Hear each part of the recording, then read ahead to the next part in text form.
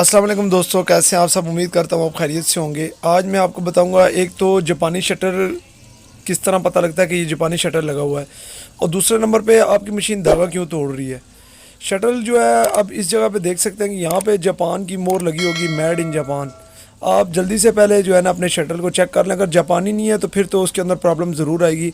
अगर आपका जापानी शटल लगा हुआ है तो फिर तो उसकी जो ज़िंदगी है, यानी कि शटर ख़राब नहीं होगा। 20 साल 25 साल वो गुजारा करता है।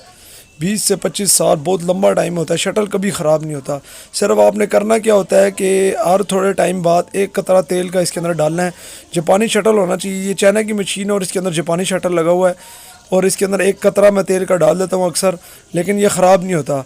अब मैं आपको बताता हूँ कि धागा क्यों तोड़ता है। शटल का प्रॉब्लम नहीं होता, लोग समझते हैं शटर ख़राब हो गया है। धागा इस वजह से मशीन तोड़ती है कि ये जो इसका स्प्रिंग होता है ये ठीक से काम नहीं कर रहा होता। ये स्टेंशन जिसे बोलते हैं, ये जिसके अंदर स्प्रिंग चलता है, ये जापानी लगा होना चाहिए। ये थर्ड क्लास जो होता है पाकिस्तानी, वो नहीं लगा होना चाहिए, क्योंकि वो तो 80-90 रुपये का मिल जाता है। ये आपको जापानी तकरीबन 250-350 का मिलेगा। ये आपने जापानी लगाना है, ठीक है ना। जापानी बहुत अच्छा काम करता है। और यहाँ पे इसका ये पेस्ट लगा हुआ है, इधर से ये खोल के इसको निकाल के नया जापानी लगाएं।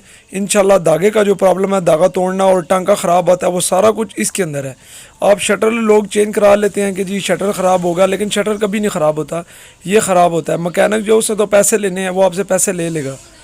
एक कतरा तेल का लाजमी डालें और शटल में, और दूसरे नंबर पे इसके ऊपर नज़र रखें ये आपका किस तरह काम कर रहा है। ये अगर ठीक से काम नहीं कर रहा, ये स्प्रिंग फंस रहा है, ये स्प्रिंग ठीक से नहीं चल रहा, तो फिर आप समझ जाएं कि ये ख़राब है। चैनल को सब्सक्राइब करें, वीडियो को लाइक करें, और कमेंट बॉक्स में हमें अपनी राय से ज़रूर आगाह करें। मिलते हैं अगली वीडियो में। अल्लाह हाफिज़।